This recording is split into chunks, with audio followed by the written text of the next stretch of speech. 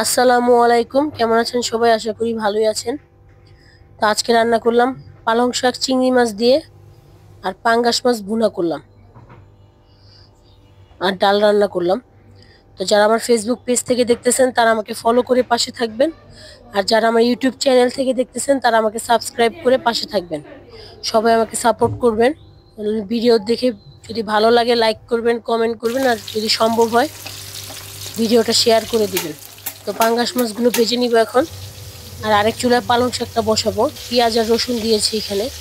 তো পেঁয়াজটা লাল হয়ে গেলে চিংড়ি মাছগুলো দিয়ে দিব। ভালো করে ভাজার পরে এটার মধ্যে লবণ দিব, হলুদের গুঁড়া দিব, আর মরিচের গুঁড়া দিব। যেহেতু পালং শাকটা রান্না করছি, আর পালং শাক রান্না করলেই মজা লাগে ভাজির থেকে। তো অল্প একটু পানি দিব যাতে মশলাটা একটু হয়, কষানো হয়। তো এই পর্যায়ে এখন শাকগুলো দিয়ে দিব। শাকগুলো দিয়ে ঢেকে দিব।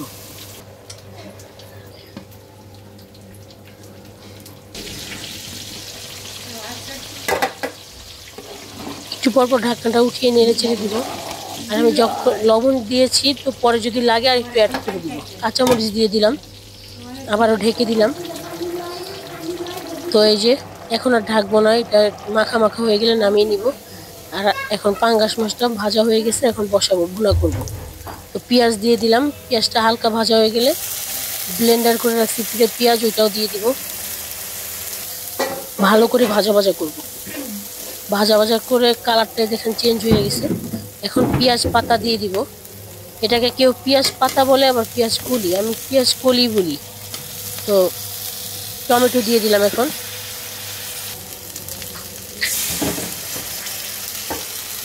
একটু পানি দিয়ে দিলাম মশলাটা কষানোর জন্য। লবণ দিব, হলুদের গুঁড়া দিব, মরিচের গুঁড়া দিব।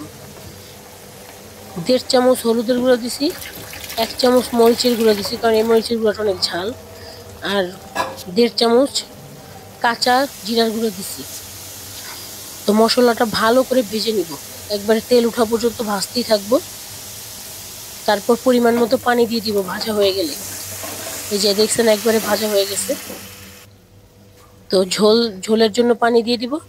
পানিটা বলক চলে আসলে ভাজা মাছগুলো দিয়ে দিব। মশলা যত বেশি কষাবেন তরকারি তত টেস্ট হবে।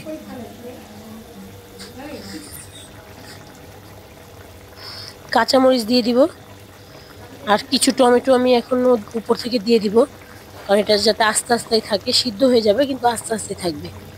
আর আগের যেটা দিয়েছি ওটা তো কষানো গলে গেছে।